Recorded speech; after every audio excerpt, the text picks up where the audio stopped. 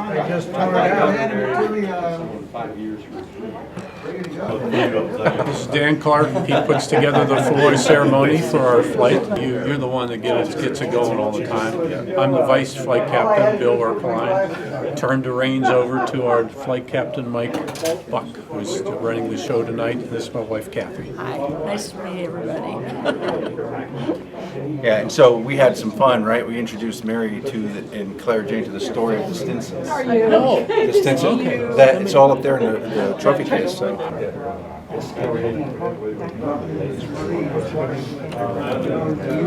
yeah. That was great. Hey, how are you doing? All things considered.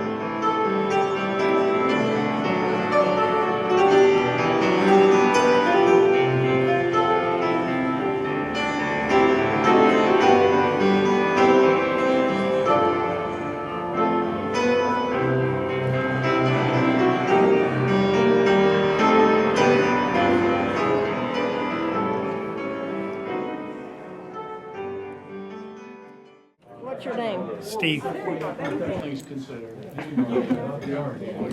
Okay. Live. This is live at the bar. This is what the day is. We're going to do a sound check. Yeah. Oh my goodness. Oh my goodness. I didn't wear my socks. We're on national TV. You're good at Bill's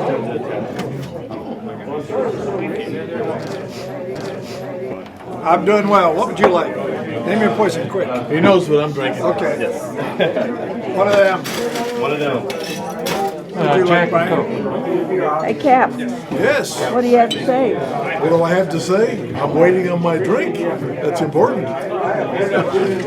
So you're sort of behaving like a helicopter pilot. You're hovering at the bar. Oh, that was a really bad. Hey, how you doing? That's my buddy. Good to see you. My name's Yvonne Stotler. My father was an ace in World War II, and he was a member of the Fighter Aces. I brought a little pen of his, and those are his wings. Wow. And I'm with my fiance, and he's a retired lieutenant colonel, James Foster, flew B-52s in Bonn, Hanoi during Vietnam. And what pictures are you looking at? I was looking at this to see if it was a P-37. That's what kind of an airplane it was, like my dad flew. He fought against the Japanese. So. Well, thank you. You're welcome.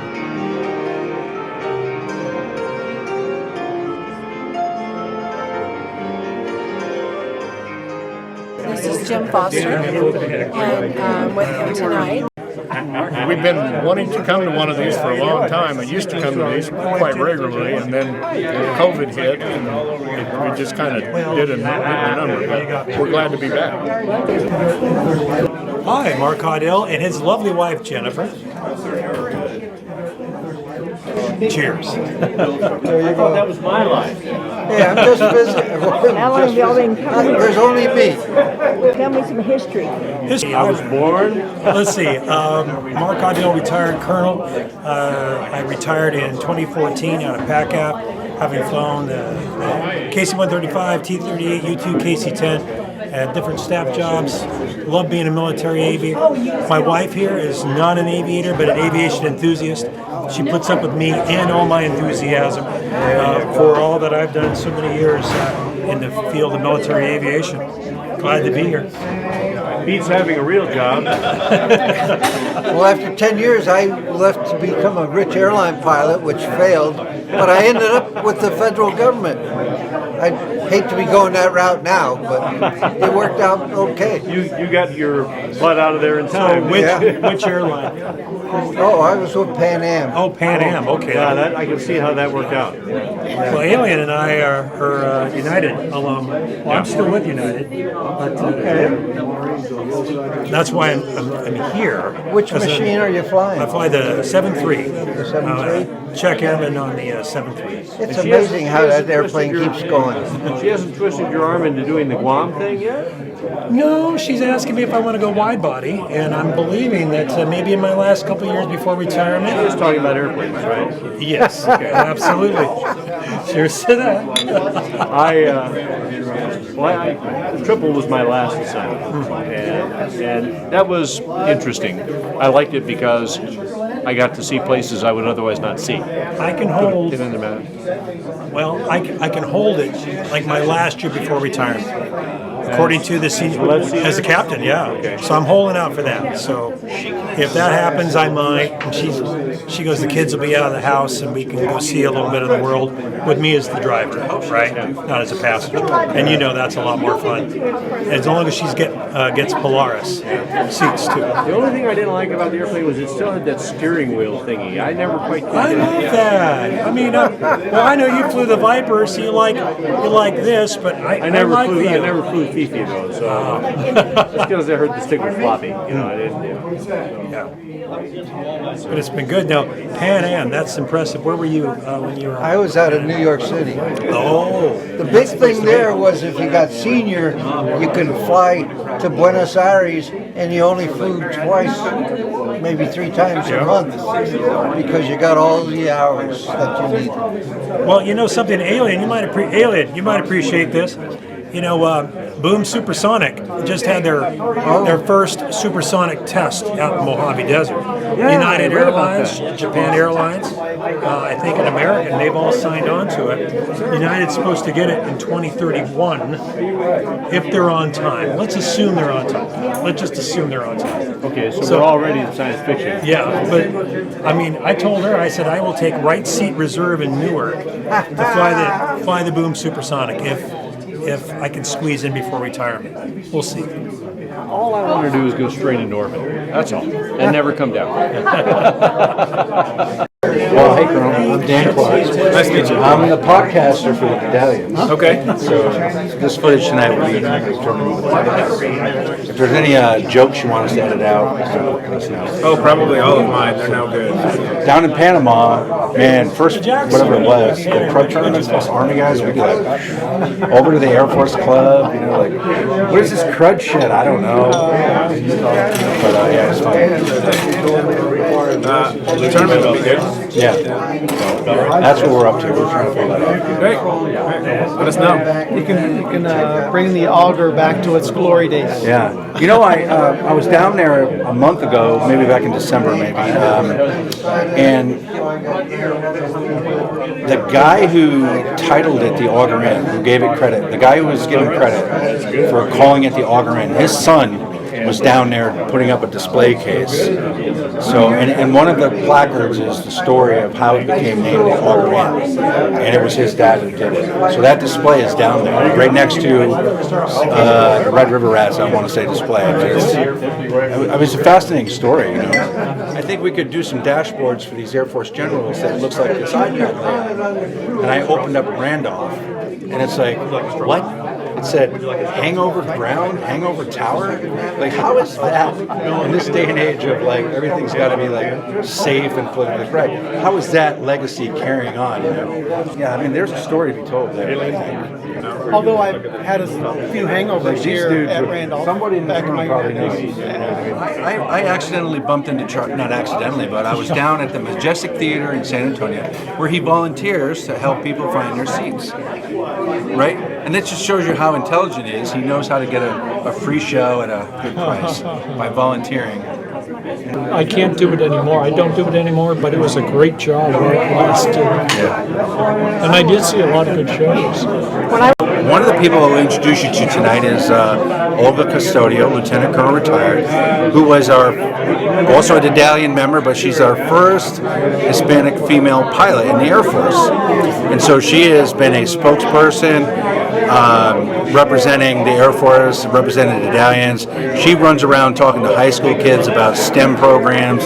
She's such an advocate for young people, great person, and a good friend. And she started a video company So when she retired, she started a production company where she would make films and videos of weddings and things like that. So she's helping me out with the podcast. So I think that's really cool.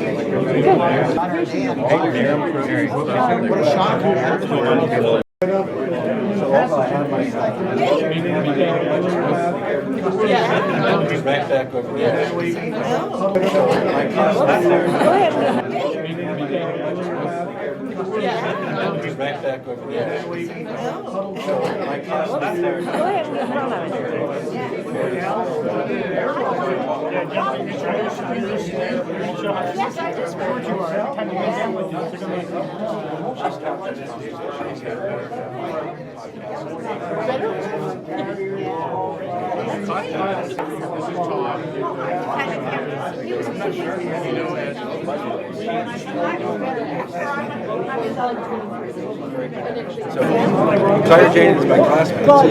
This is a paratrooper. She just loves that. Ladies and gentlemen, welcome to our show. The floor show will begin sometime. At least postpone the socialization, not to be confused with socialism, which is entirely different. And we'll begin the program. So if you can find your way to my seat, I mean your seats, we will start.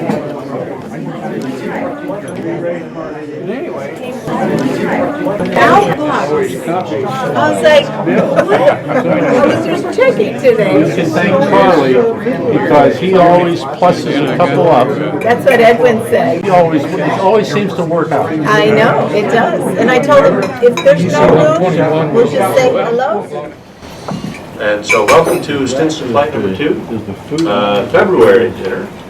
And we're quite happy to be here at the Ralph Bar Oak Club. Once again, our digs, enjoying our nice lithographs and paintings on the walls.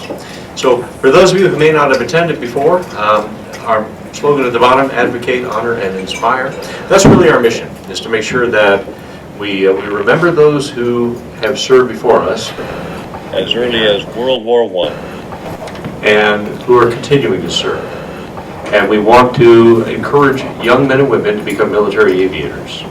And we do that through a variety of programs. So that's really, in my mind, the big mission that we have. So here's our agenda for tonight. We're going to begin with the invocation and then the Pledge of Allegiance. Then we'll have a few toasts. We'll talk a little bit about an upcoming activity or two. And then it'll be time to eat, which are going to be fantastic, right, Max?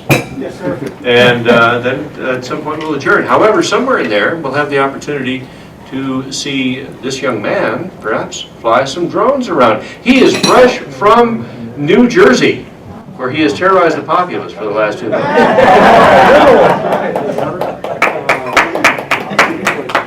So he may wow us with his prowess when it comes to drones, because he's the man who knows what there is to know about all that stuff. So, ladies and gentlemen, if you rise, please. Please.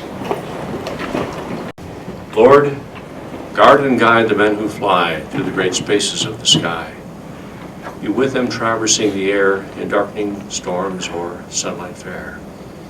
And hear us as we lift our prayer for those who peril in the air. Amen. Amen. And now the Pledge of Allegiance. Frank, would you like to do the song? I pledge allegiance to the flag of the United States of America and to the republic for which it stands, one nation, under God, indivisible, with liberty and justice for all. Thank you.